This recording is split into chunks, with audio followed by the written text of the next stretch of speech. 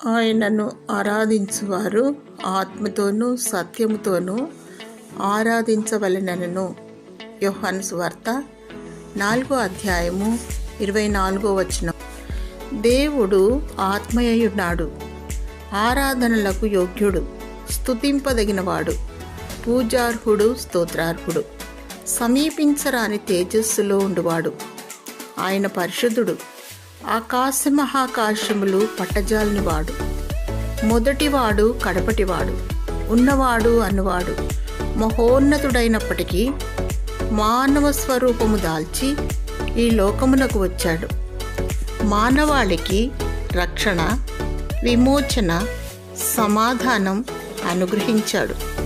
యేసు పొందిన దెబ్బల చేత స్వస్థత, ఆయన రక్తము ద్వారా విమోచన.